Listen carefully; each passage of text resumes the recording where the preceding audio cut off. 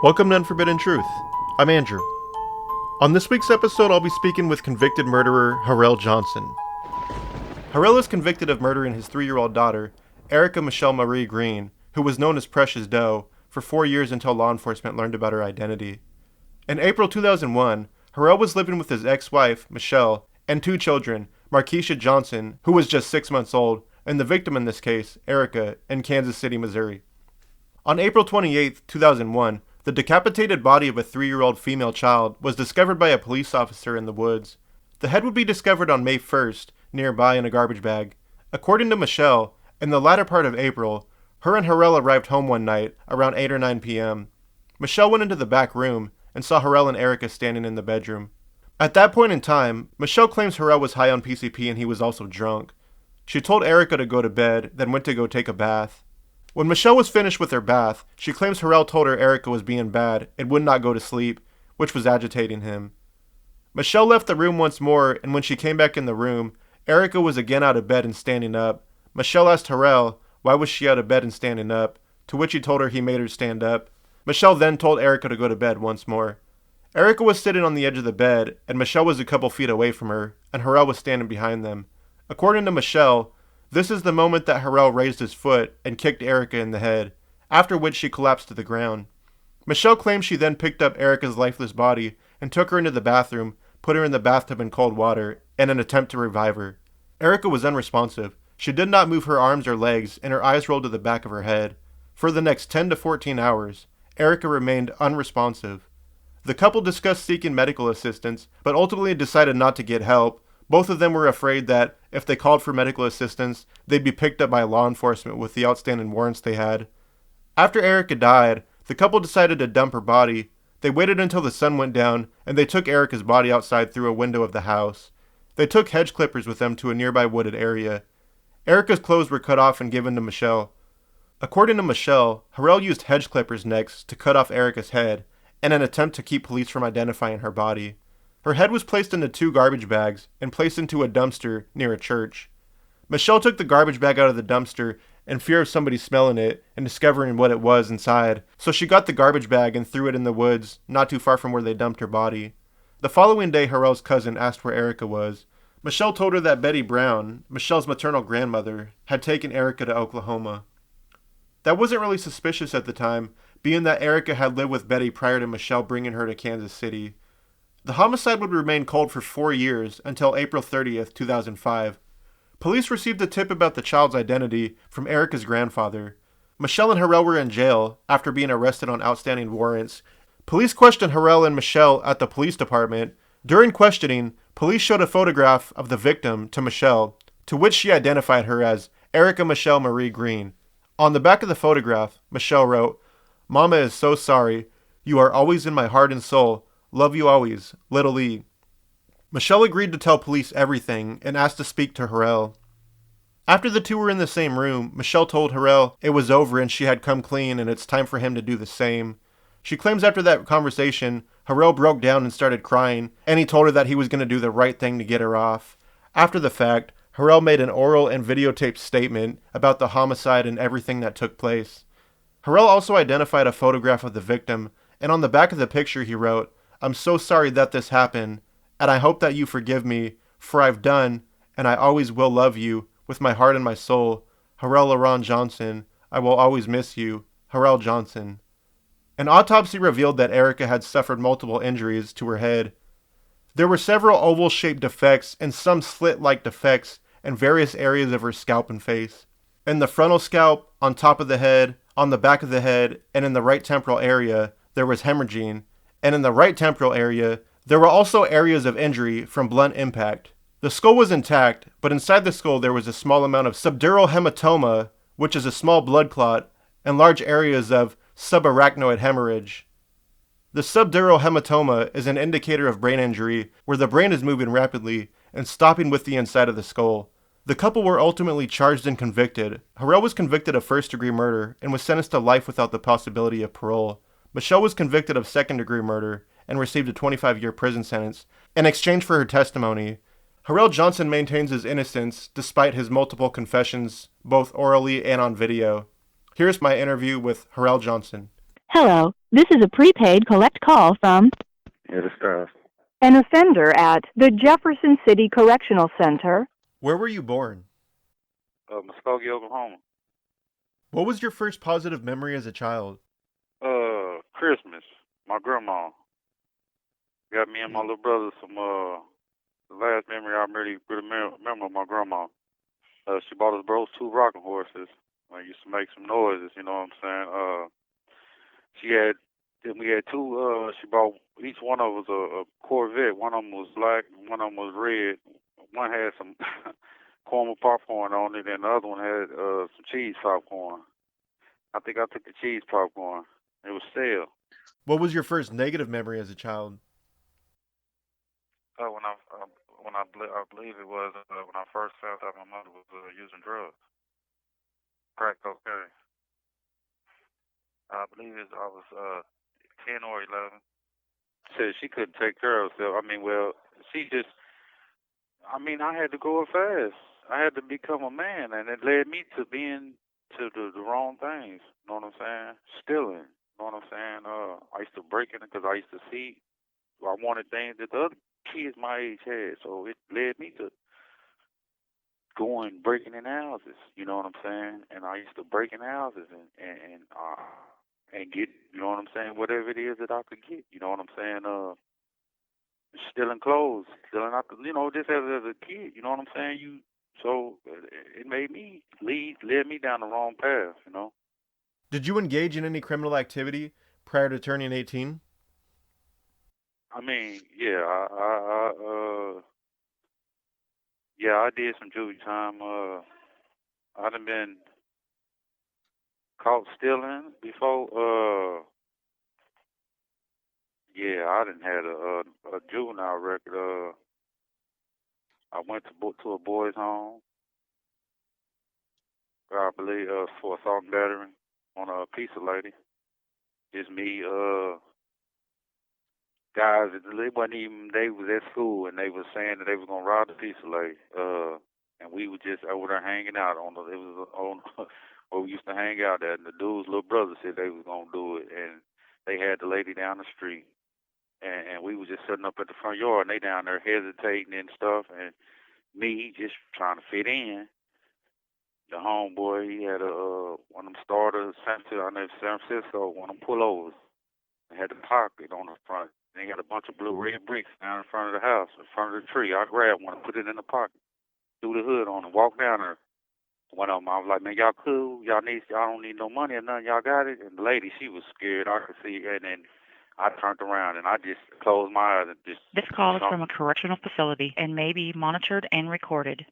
And I just threw the brick. I believe it hit her. I took off running. I threw it and was gone. And they grabbed a piece of whatever it is they did, you know what I'm saying? And well, I think it was like the next day or a couple of days. Dudes them told, they told, they told on me. You hear me? They came. I was at school. It was like I'm looking at the clock. It was like 2:30, 2:35, something like that. It was like 5 minutes for the bell ring. I'm waiting, and my name come across the intercom. Tell me to go to the principal's office. And we were at the class, my last period, that it was in a building away from the main building, so you had to walk out that one and walk to the main building. So I come out, I see the police cars over there. I ain't paid no mind, but I get down there, they waiting on me. That was the first time I ever went to jail too. I did 9 days in jail, first time. You know what I'm saying? I was telling my little brother the other day about this when I got out. You know what I'm saying? And he used to. Used to see what I used to do, you know what I'm saying, go breaking in houses and stuff, and I got out, you know what I'm saying, and he had some stereo equipment and stuff, man. He went broke somebody's house, man. I'm down there beat him up, because I'm like, man, you don't do that, that ain't what you do, you know what I'm saying. And at that time, man, I didn't realize that I was an influence on my brother's life, you know what I'm saying. That I was leading him down the wrong path, you know what I'm saying, and he was looking up to me. I didn't know that, you know what I'm saying. That he was looking up to me, you know what I'm saying? At that time, you know what I'm saying? As time went past, you know what I'm saying? He was following me. I started realizing, I mean, now, you know what I'm saying? As I had time to reflect over my life, you know what I'm saying? A lot of things, you know. And I was telling him that he didn't remember it. You know what I'm saying? I'll never forget it. You know what I'm saying? I'll tell him them memories, man. I could never forget. You know, I be telling her, I had to tell my sister the same thing. She didn't have to. She didn't have to see a lot of that stuff that we had to witness. You know what I'm saying? And but she was secure. You know what I'm saying? And in a stable environment. You know. Man, and I I tell a lot of people, and you know, that man, I try not to make them choices. I probably, cause I was provided, you know what I'm saying, opportunity, you know what I'm saying, to go to school or whatnot, you know what I'm saying, but man, I can't, yeah, I do the way I was raised, what I was raised, and what I saw, yeah, it did affect it, you know what I'm saying, in a tremendous way, you know.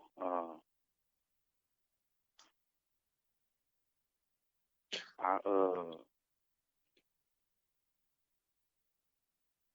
I try to I try to think back, man, where I did where I went wrong. You know what I'm saying? And replay it all over again. Yeah, that was man, that was that was a life for real. You know what I'm saying? At a very young age. Did you drink or do any type of drugs starting at an early age? Yeah, I believe I started smoking probably about 10, 11.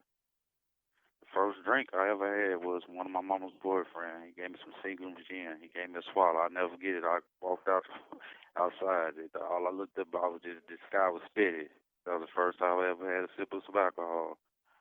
But I first started smoking marijuana. Me and my dudes I used to go to school with, you know, some friends I grew up around. Probably about 10. I didn't start drinking. I mean, we off and on. It might have been. Nah, I probably was about 13 when I started drinking uh liquor, you know, anything like that. Uh, and it wasn't on no constant basis though. That on that.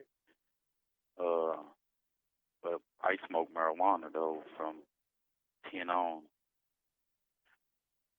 I believe. And I didn't do anything hard after that.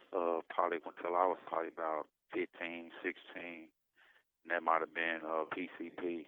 I smoked that up until probably 1999 when you know they used to cut it with brake fluid and nail polish and stuff like that. I quit smoking it. How did you react when taking PCP? I guess high, you know what I'm saying? Was just like slow, you know what I'm saying? It just slowed you down, you know what I'm saying?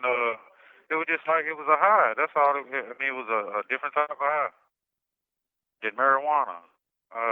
You know, when you drink, you mix it with other drugs. You know what I'm saying? It's just like it was just a different high, man, a rush. You know. Were you in any romantic relationships with any other woman prior to getting with your ex-wife and co-defendant Michelle? Yeah. Did any of your previous partners have children? Yeah, one. How did you get along with your previous girlfriend's children? Yeah. She was pregnant, I believe, with my first child. Before she had a daughter, but it wasn't no like I was always. It was that was just like on a my nephew was messing with her sister, and it was on like a late night type thing. You know what I'm saying? And I slide over there. It wasn't on no. You know, I would never being around a child, or you know, if that's what you're getting at. You know what I'm saying? It was just, but and then she wound up pregnant. You know what I'm saying? I wasn't trying to be with her like that, so I was ducking her, and she wind up moving on where she went on. I ain't really seen no more contact with her. I done been with a couple of women that had children though. I mean, I was around kids all my life. Yeah, I done been in relationships with a few women that had children. I actually told little chick I was more, you know what I'm saying, involved with her. And she had asked me, I think I was like 19, and she said she was pregnant or something about she was. I was like, listen, I'm not trying to have no kids. You know what I'm saying? uh, I'm out here in these streets. Uh, Michelle knew that too. See, like I said, man, I sit here, you know, I had time to play my life back, man. She was taking them shots when, you know what I'm saying, once a year where she couldn't get pregnant. I used to take her to go get them. And like I say, I was in the streets, so she knew that if she got pregnant, that I wasn't going nowhere. She knew, you know what I'm saying. She knew that my mother was a single. I grew up in a single parent home with my mother, and she knew that I wasn't going after me knowing, learning of her past. You know what I'm saying. And she knew that if she got pregnant, that I wasn't going nowhere. You know what I'm saying. So she taught us taking them shots on purpose. And that's really when my love for her, I started falling in love with her. You know what I'm saying? Once she got pregnant with our oldest daughter, you know what I'm saying? It was pretty much over with from there. It was me and her. You know what I'm saying? I kind of just discredited what everybody else was telling me. Man, nah, leave that. That ain't. But you know that's what it was. Specifically, how did you and Michelle meet? Yeah, it was back in like 90. I want to say 90, 90, 97 or something like that, I believe. It was a late night, and I was out and about, hustling, just looking, you know what I'm saying? And I went over to her first kid's daddy, their apartment, you know what I'm saying, just to try to see if I can make a few little quick dollars, you know what I'm saying?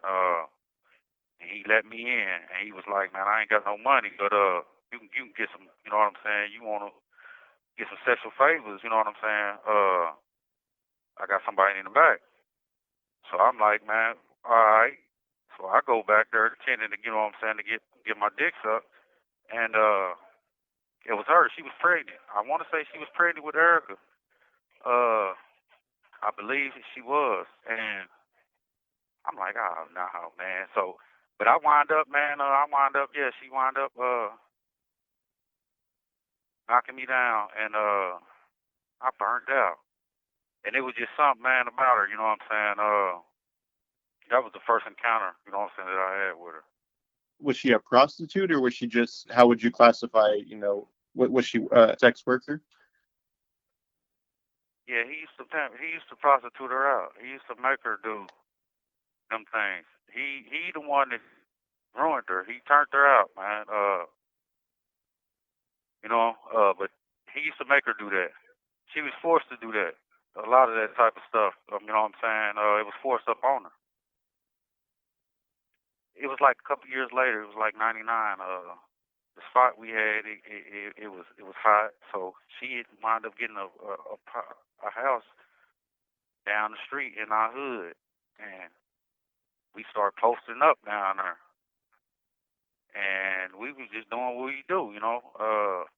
And she just got to trying to come on to me, you know what I'm saying. And she had mentioned it to the homeboy that she wanted to fuck me, you know what I'm saying. And I knew then. I'm like, okay. This, you know, I know it's on a late night. If I want to get, you know what I'm saying, I can do what I do, you know. And I think I wind up, you know what I'm saying, giving in, and I went on and we had sex. I think that, and it was pretty much. I think with me at first it was just like that was just it. You know, there wasn't no feeling strings attached or nothing like that. And I remember that morning I took off up the street to go to the house. She was on her way to work. She's chasing after me. I told her, I'm like, listen, man, it ain't gonna. I didn't see us. It could never be nothing. You know what I'm saying? And then, like I say, things transpired when we continued doing what we was doing, and then, like I said,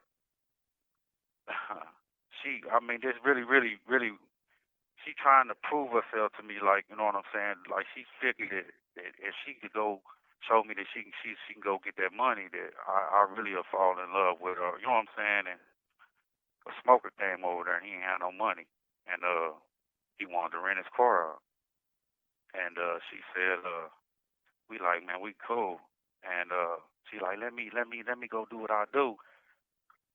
So we gave him a couple songs, and she took the car, bro. She was drunk. I'll never forget it. She took the car, smashed. I had some music blasting.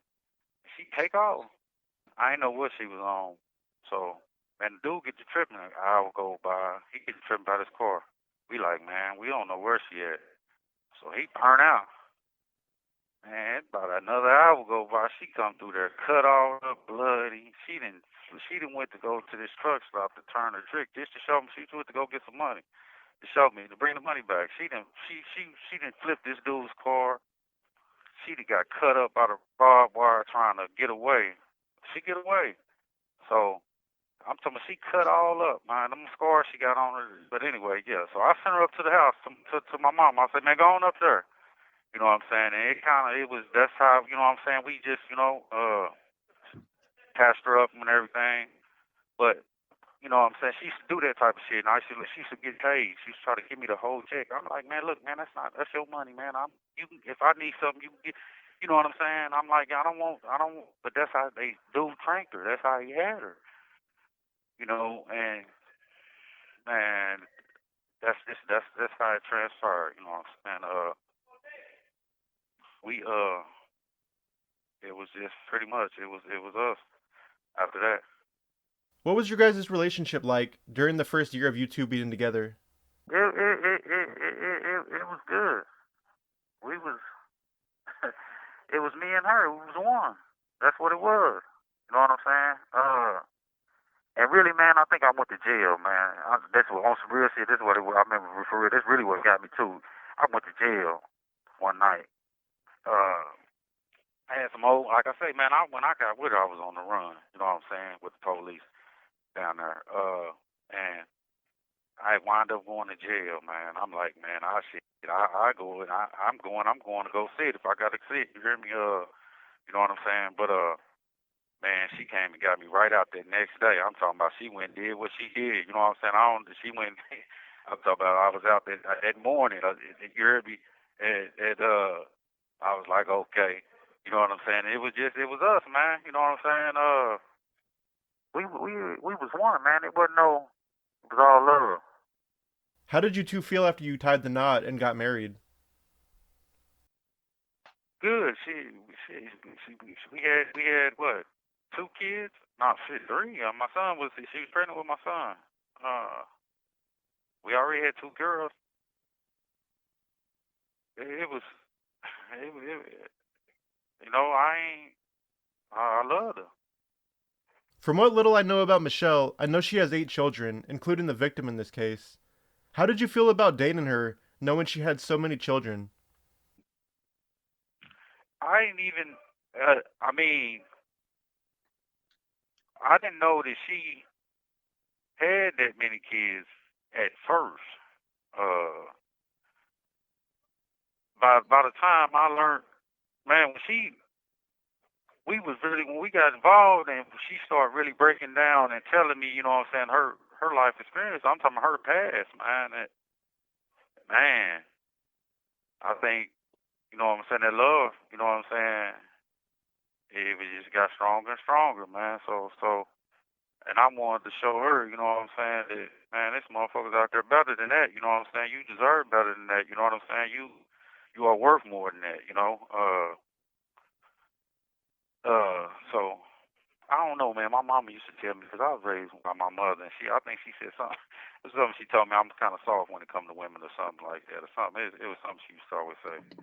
Uh, but yeah, it wasn't no different, man. You know what I'm saying? Once I learned about her past, and learned it, and what she went through, it was, you know what I'm saying? That's what it was, you know.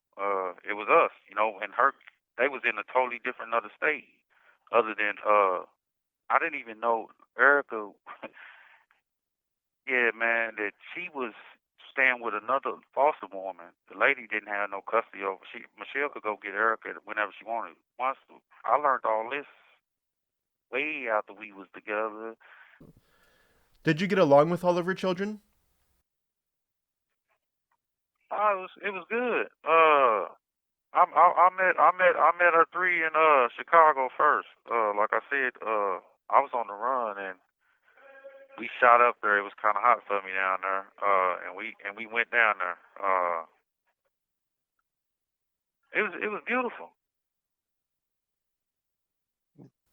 How was Michelle around her children? She was trying to be the best that she knowed how to be. She loved them. They know their mama and they know her faults. They knew the life she chose, man. And that you know what I'm saying. And but she was good to them though. I mean, far as like trying her best in her way, you know. Was there any type of abuse or neglect that went in the household, whether the children were abused or whether there was spousal abuse? See, I'm saying I can't. This is what I'm saying.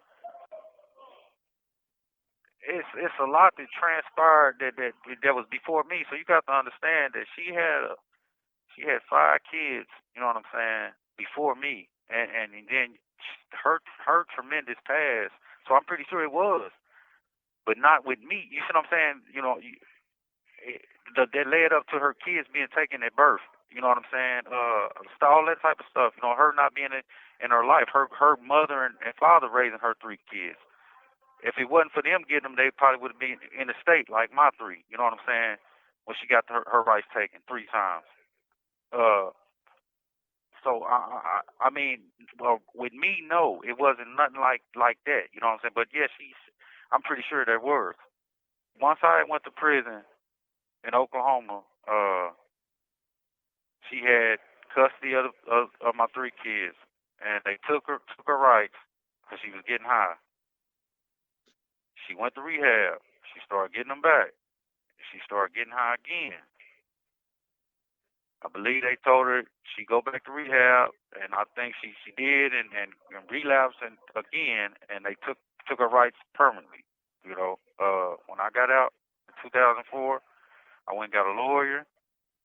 But they tried to take mine, but they couldn't. I was going to visit them at DHS every Wednesday. They told me, you know what I'm saying? I even allowed her when I got out of prison, man. I really it was pretty much it was over with. You know what I'm saying? I pretty much told her that I didn't. You know what I'm saying? It was, and she was up in Chicago when I got out, and I got out, and she made her way down there. Me, I let her back. I took her back. But like I say, man, we jumping around a whole lot. But yeah, I was going. She got her rights taken. You know what I'm saying? Three cuts. She didn't have no rights of our three kids, or none of her kids. To say, I mean that. You know, like I say, it's this is. She's got a history. You know what I'm saying? To where she even to if you read the statements, you know what I'm saying? To where she even sold Erica, supposedly sold Erica to the lady, the foster lady, because she was in her addiction. She used to sell the lady meat, stealing. She used to go steal to get high, to pay for her drugs. And she used to sell the lady the meat. Well, she wound up going to prison in Oklahoma. And that's she had Erica in prison. That lady, which is a foster mom, she didn't adopt Erica. She could go get Erica whenever she wanted to. See, all this I learned once when I started messing with her. I used to make her go get her 4th of July, that type of stuff. So she could come be around. You know what I'm saying? And I used to tell her, I used to make her go get her. You know what I'm saying? We'd go shopping, you know what I'm saying, and stuff. She used to be scared of them firecrackers. I bought her first swimming pool. You know what I'm saying? And so she could go over there and get her and take her back whenever she wanted to. Well, the lady wound up coming getting her from Maple Bass when she had her. And supposedly, you know what I'm saying, that she's supposed to have been, you know what I'm saying, supposedly sold the baby to her. You know what I'm saying? Like I say, it's a history. You know what I'm saying? It's so much that people don't know. You know what I'm saying? And I'm not trying to salt nobody's name. This is what it is. I'm not. She had this history before me. You know what I'm saying? But you know what I'm saying. So we need to get. What I'm saying is this. You know what I'm saying? To get this back. I wasn't raised like that. You know what I'm saying? We need to. You know what I'm saying? And I won't. That's why I would like. You know what I'm saying? Everybody to know the truth. You know what I'm saying? About everybody's character, everything. I don't have nothing to hide in my background. I'm not saying I'm no saint or none of that. You know. She sold the little girl, Erica. She sold her to the lady. What was your relationship like with Erica? She was born. She was a crack baby. You know what I'm saying? So she was already slow and stuff like that. You know what I'm saying? From the drugs. You know. And so she wasn't. She was all. She wasn't. You know what I'm saying? She was kind of. I want to say timid, you know what I'm saying, to where she wasn't like always a friend, you know what I'm saying, just a run up, and stuff like that, you know what I'm saying, because it's just, she's been through before, like I say, it was things that transpired, how she used to just make her stay in the room, you know what I'm saying. This is stuff I learned, you know what I'm saying, as the years went along, you know what I'm saying, that she used to make her stay in the room all day, you know, stuff like that, and it was led to believe that she was being, while the time that when she went to go get her, that she was being abused, that they was beating on her. You know what I'm saying? Because she had came and I think she had a bruise or something, and she had said something to that effect one time. You know what I'm saying? And she didn't. She started to not. You know what I'm saying? So we was trying to get stable to where she could go get her full time. Let's talk about the crime you're in prison for. You are serving life without the possibility of parole for the murder of your 3-year-old stepdaughter, Erica Michelle Marie Green. Can you walk me through everything that led up to the murder of your stepdaughter? Uh, I I came. I believe I came into Erica's life. It had to been in '99. It was briefly, just on visits. Like I said, I would have her mother go get her, on like her birthday if we was around, and holidays, certain holidays, I would have her, you know what I'm saying, to go get her. I really, we really never, you know what I'm saying, pretty lived together, nothing like that. It was just on brief, stays, the weekend, things like that. Me and her mother, I was on the run from the time that I met her mother for other unrelated charges. I I believe we had left Chicago. I knew I was gonna have to go to prison in Oklahoma, and I really was trying to find somewhere. Cause we had our oldest daughter. She was pregnant with our youngest daughter, and I was pretty much trying to find her somewhere where she could. I knew I was gonna wind up going to prison, where I could get her away from the drugs. You know what I'm saying? That type of scene. So I knew she wouldn't be, you know, subject to relapse. Or you know what I'm saying? And I wanted her away from my mother because she was using drugs. So it was just, and that eventually what wound up happening. You know what I'm saying? So once we left Chicago, I believe we went to Kansas City, and we were staying with my cousin, uh, and we was trying to get our own place.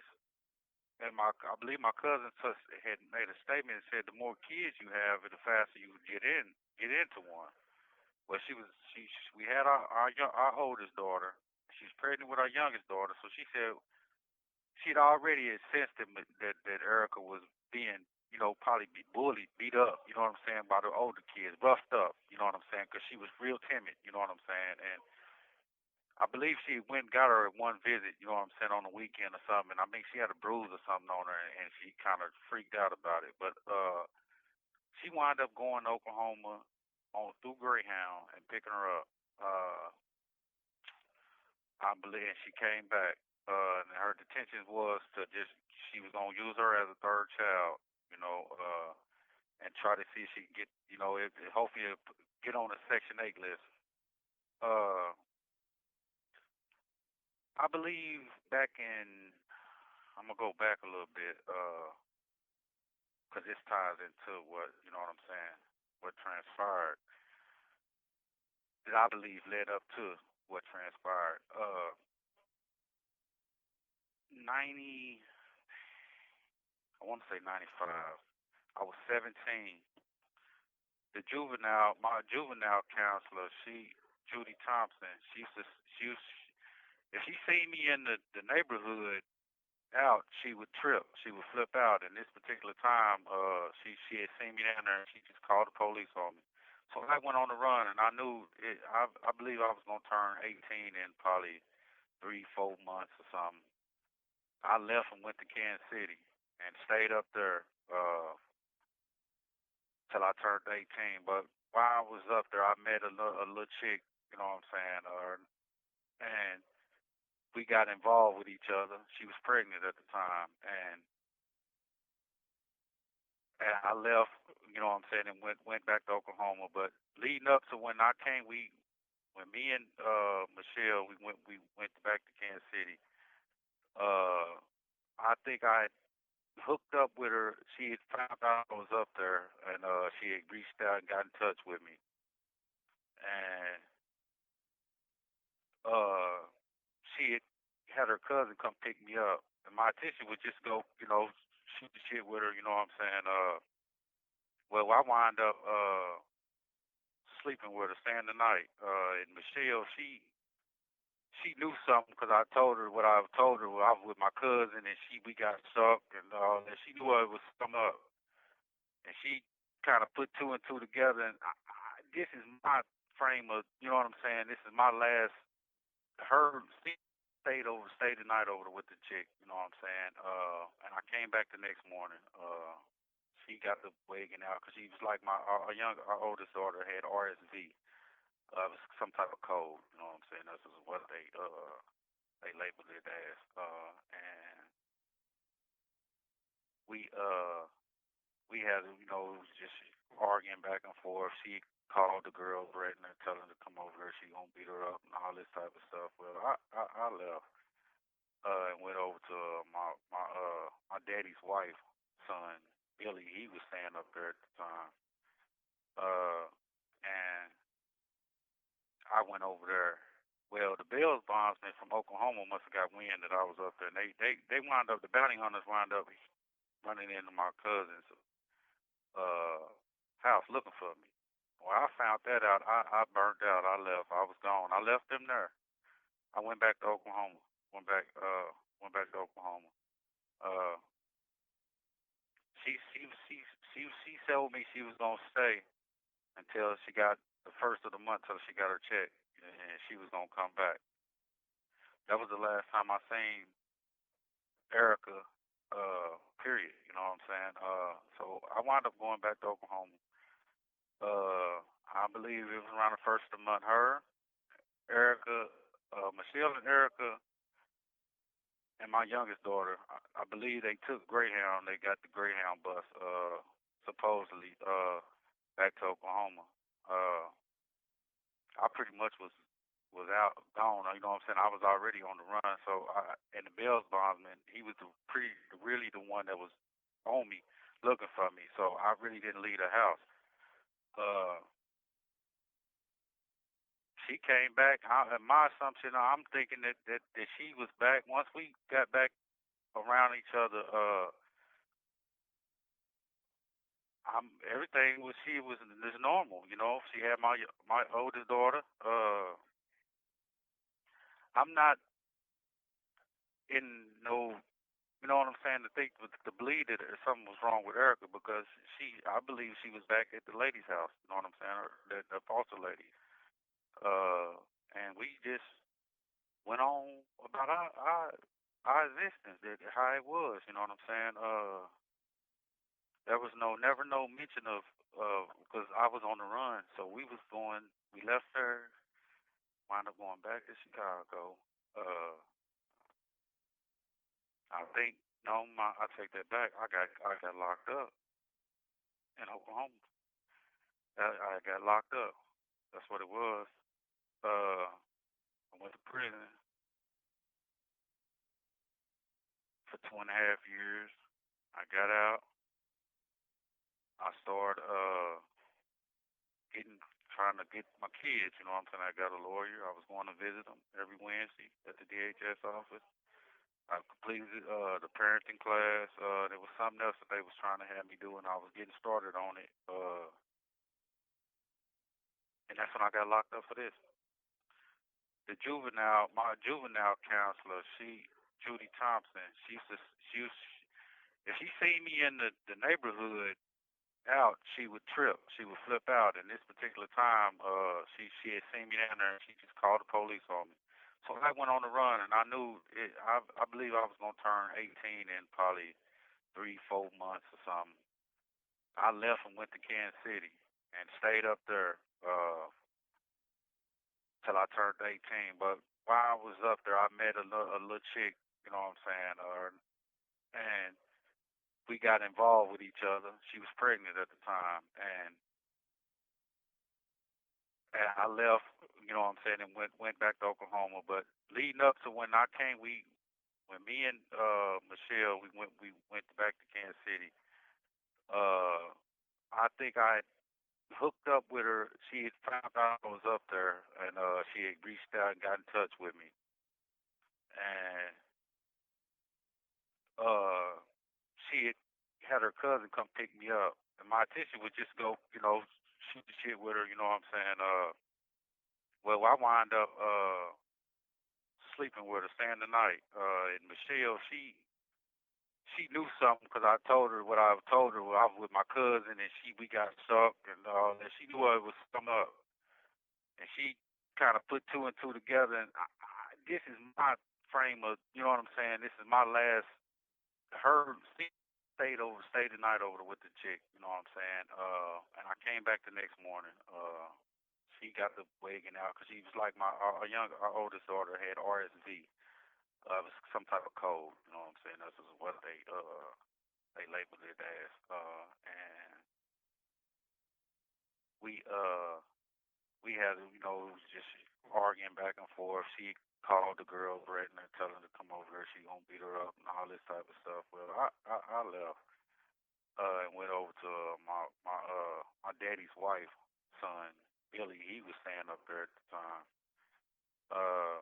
and I went over there. Well, the Bills bondsman from Oklahoma must have got wind that I was up there, and they wound up. The bounty hunters wound up running into my cousin's house looking for me. Well, I found that out. I burnt out. I left. I was gone. I left them there. I went back to Oklahoma. Went back to Oklahoma. Uh, she told me she was gonna stay until she got the first of the month, till she got her check, and she was gonna come back. That was the last time I seen Erica.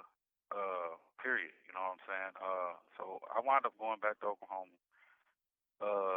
I believe it was around the first of the month. Her, Erica, Michelle, and Erica, and my youngest daughter. I believe they took Greyhound. They got the Greyhound bus, supposedly, back to Oklahoma. I pretty much was out, gone. You know what I'm saying? I was already on the run. So, and the Bells bondsman, he was really the one that was on me, looking for me. So I really didn't leave the house. She came back. My assumption, I'm thinking that she was back. Once we got back around each other, everything was normal. You know, she had my oldest daughter. I'm not in no, you know what I'm saying, to believe that something was wrong with Erica, because I believe she was back at the lady's house. You know what I'm saying? The foster lady. And we just went on about our existence, how it was. You know what I'm saying? There was never no mention of, because I was on the run, so we left her, wound up going back to Chicago. I think no, I take that back. I got locked up in Oklahoma.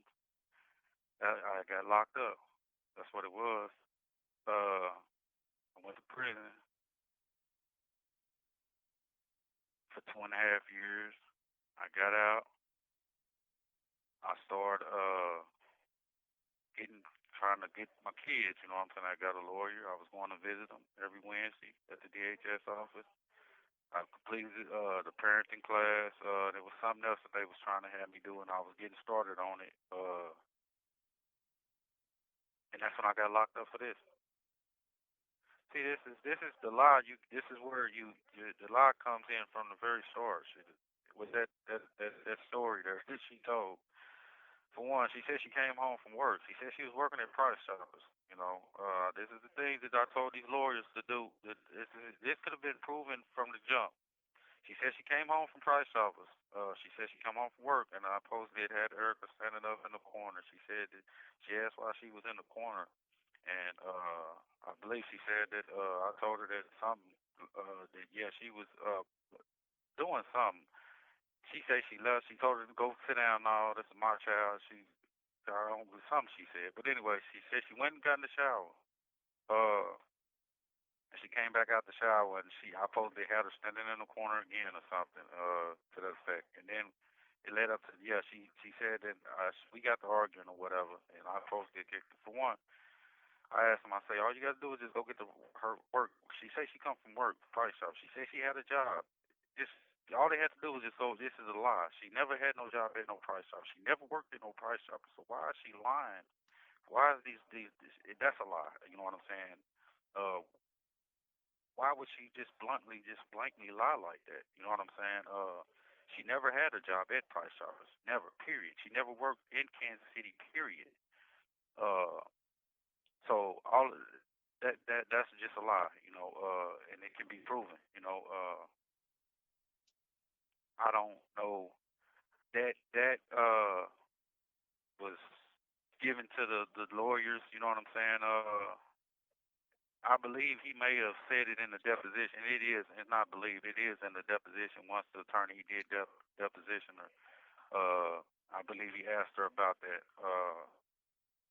But yeah, that with what you just said, that answers that question right there. It's all a lie.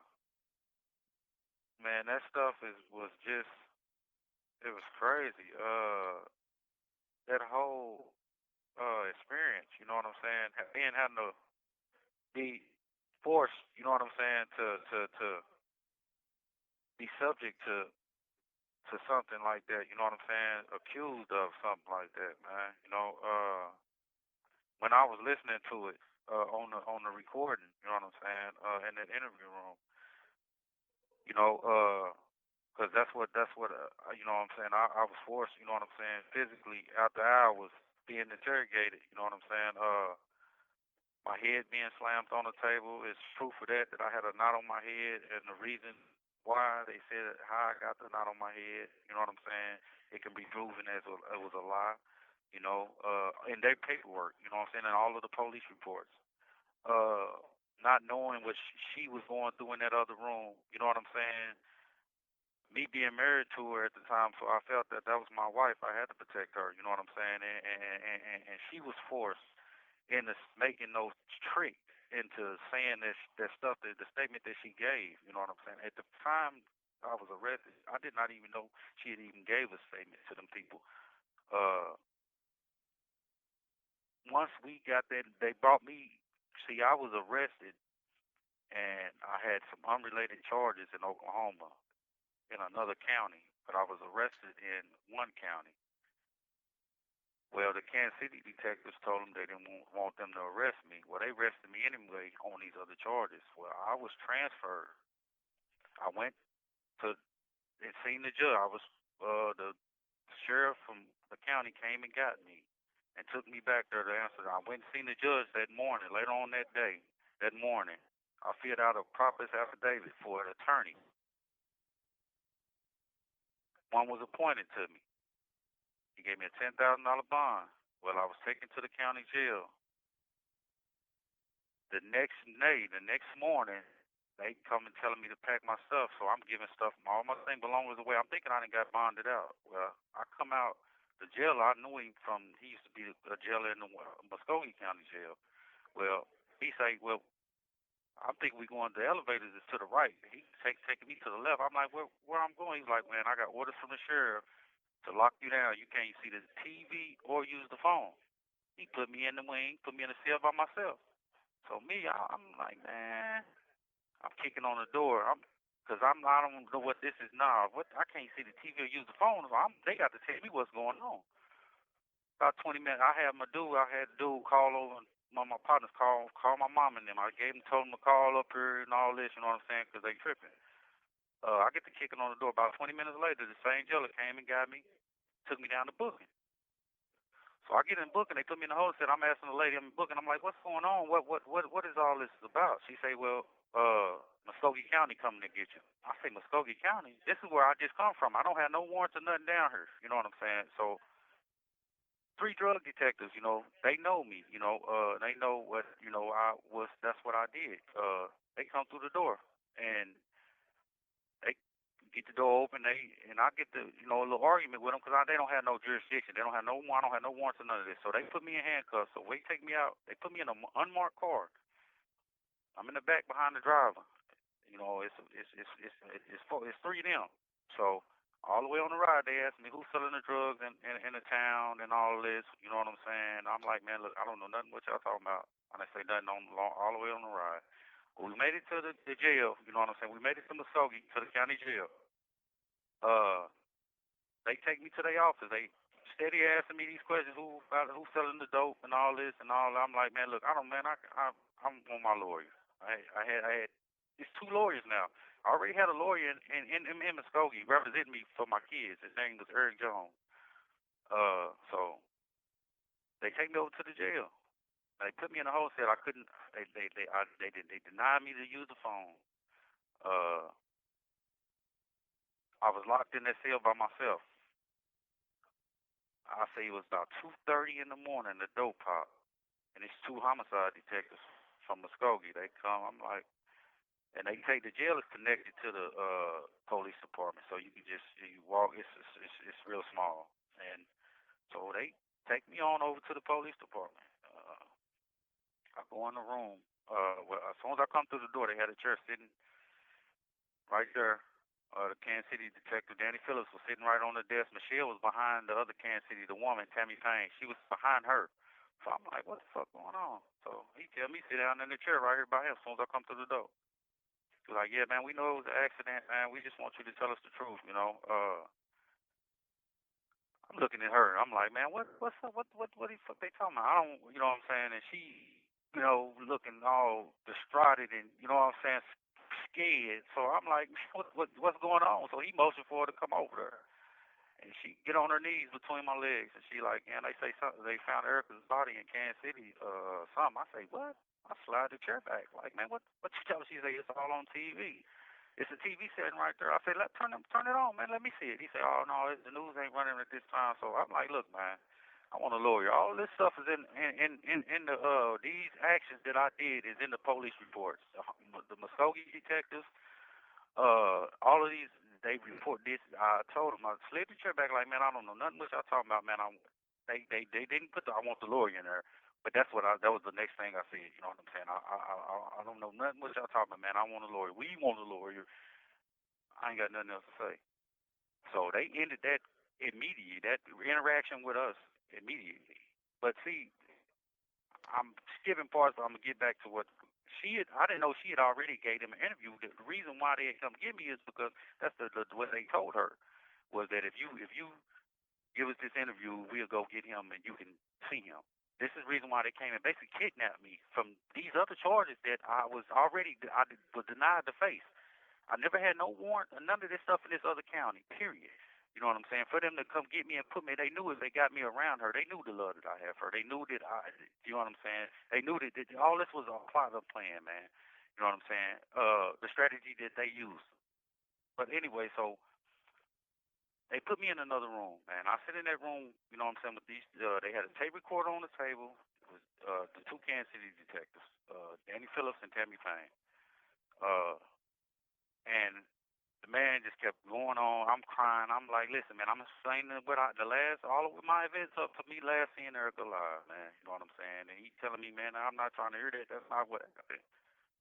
You gonna tell me the truth? And man, it was well over at least 5 hours, man. And I had my hair long. It was in a ponytail. And I was at the edge of the table, crying in my hands, man. And that man he grabbed the back of my head, my ponytail, and just pow, slammed it in the corner of the table. That's how the knock got on my head. And I jumped up like, man, what is you doing? And he said, you gonna tell us what the fuck we want you to say. And they immediately then, man, I was just like, man, that's what they doing over to her. You know what I'm saying? So I'm going back my mind, and I'm like, man, I'm telling these people this is and I didn't know what the fuck. You know what I'm saying? And he pressed play on that tape recorder, and that was the first time I started hearing what she said. Supposedly it happened. So I'm like, man, these people ain't for to let me out here. They not gonna take what I'm telling them as the truth. Confused, man, because I knew it was a lie. You know what I'm saying? I knew it was a lie. And I knew her that she had to been suckered or forced into saying that shit, man. They tricked her into saying what she said, man. And that was the only thing that them people was trying to hear, man. The pressure from the community that they had on them, they was looking nowhere else. If you pay attention, well, they had the interviews in the Mr. Muskogee Phoenix newspaper, man. Out the gate, they was looking for the other guy, man. That he supposedly ran off, supposedly leaving me with down in Kansas City, man. It was three. It was so once they zoomed in and found that I was married to her at the time, I became the number one suspect, you know. Erica's decapitated body was discovered on April 28th, 2001. Her body remained unidentified until 2005. When did you first learn of Erica's death? I want to say I suspected it in 2003 or 4, I want to say, if I'm not mistaken. Through something that she slipped up and said, and it didn't dawn on me at the time, for years later. The reason she gave me after they let we was making plans to go get her. I even came into the picture with her. When I came into the picture with her, the process and program that she already had going, I just adjusted to that. You know what I'm saying? I was brought into this is how she had been doing it with the lady. So I had no reason to believe otherwise. You know what I'm saying? That she was not over there with the foster mom. As we're all aware, this crime received a lot of media coverage up until the two of you were arrested. Were you following the media coverage on this case? No. I might have seen it on America's Most Wanted if I was watching it and they aired it. No, and I probably seen it in a call paper once or twice. If that, it might have been just once. Because my grandfather, he gets the call paper every month. You know what I'm saying? He's a subscriber. On May 5th, 2005, her body was finally identified. Shortly after that, you and Michelle are charged with their murder.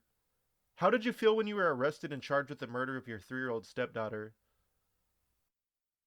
Said, how did I feel? Man, I was lost. I don't lost. Hurt, man. Hurt, man. 'Cause man, that affected a lot of people, man. I mean, a lot of people, and I'm talking about like just, man, that was. I'm not. You know what I'm saying? Used to being. I'm not that type of person, man. You know, and then just to be attached, you know what I'm saying, to something like that, man, and just know, you know what I'm saying, This don't affect me, man. It affect my family, others. You know what I'm saying? That community. You know what I'm saying? I don't know, man. I just felt like it was over with. You know? I felt like I didn't have no way out. While on trial, were you afraid at any point in time of the death penalty being a possible outcome at your sentencing? Now, I mean, if you, they told the prosecutor, see, there was a lot of politics dealing with it. He was running for county executive, I believe, Mike Sanders was, and he had told my lawyer, he's like, you can let him know we're not seeking the death penalty. But he used my case as a political stepping stone. He became a county executive. Whatever it was he was running for, he made it. Because it was like a week or two later, he was on news announcing that they were seeking the death penalty. After he had told the lawyer, you know what I'm saying, that I called and told my family and everything that yeah, they said they weren't gonna seek the. It was about a week later too. He was on the news saying that they were seeking the death penalty, which is not a death penalty case in itself. It's not even nowhere near close to a death penalty case. On November 21st, 2008, you're sentenced to life without the possibility of parole. How did you feel when you were handing down your sentence? Scared, man. I was scared. Uh, I don't know. I definitely was scared. I know that. It was over, you know. It, that's what that. Yeah, I was scared, man. I didn't know what lied ahead.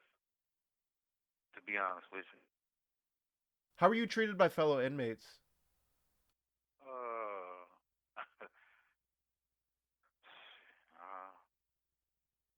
man, like anybody else, probably would under these circumstances. But one thing though, they know.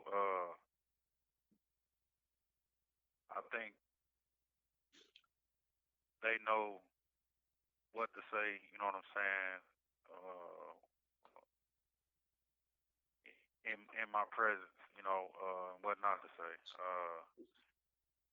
Because the way that I carry myself in here is, you know, I don't mind. I mind my own. You know, I'm not saying that I'm not no tough guy, none of that, but I'm not gonna let none of these dudes hurt me for something I know I didn't do. But yeah, it's not like there's all everything. You know what I'm saying? It's all roses. You know, dudes is, you know, I see it. I mean, I can tell. You know, but they know what to say and what not to say. You know, what to do and what not to do. Yeah, I know. I had probably one fight for that I believe it could have led to, you know, somebody sending a dude on a crash dummy mission, and they was like, you can probably crash him out. Ain't nobody gonna do nothing to help him. That probably was wrong on his end, you know. But yeah, now, like I said, it just go back to, you know what I'm saying. I'm not saying that that won't nobody do nothing to me, you know what I'm saying, or can't, you know what I'm saying. It's just yeah, I'm just fortunate enough that I ain't nothing like that happen, you know what I'm saying. Are you housed in protective custody due to the nature of your case? No, I mean I was forced to go in there. I believe it was in 2012, and I was pretty much forced to go. Uh, I believe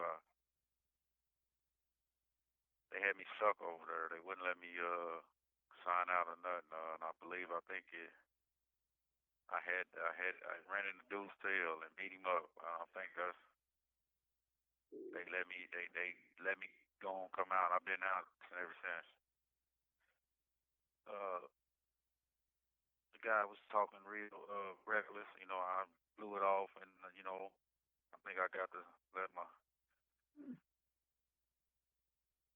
just, you know what I'm saying. I just was tired, and man, I felt threatened. You know, and yeah, I was. That was the only time I was ever in. You know what I'm saying, far as like forced to stay over in PC. You know what I'm saying. It was was then, you know what I'm saying? And they kind of had me forced over there. Because I guess from the reason that the lady said is because dudes was dropping kites and stuff, you know what I'm saying? Saying certain things, whatnot.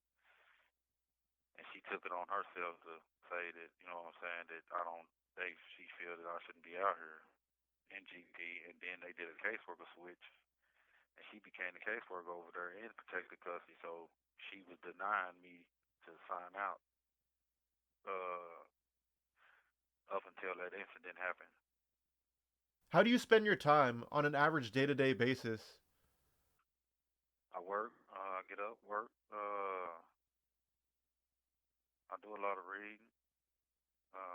Go to the law library. Pretty much, I work out. Do a little exercise. When we have break, I stay to myself. I try to mind my own business. They paying them, but they supposed to be. Yeah, yes, it is. But it's supposed to be. What's the food like in there? It's terrible. It's terrible. That's what it's like. It's not good at all. Before we conclude this interview, is there anything you'd like to talk about that we haven't covered yet? I mean, yeah. Other than that, you know what I'm saying. That I'm innocent. It can be proven. There's a lot of things to this case that people don't know. You know what I'm saying. And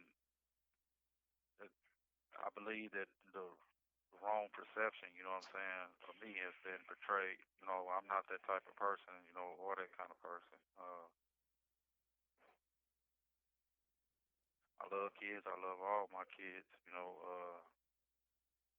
I wish I could have prevented that from happening, and been a better and responsible parent and a husband, because my actions, probably in a way probably could have led her or led up to, what happened. I just think that people got the wrong impression, you know what I'm saying, of me, and the whole case in general. That was my interview with Harrell Johnson. Thank you for listening.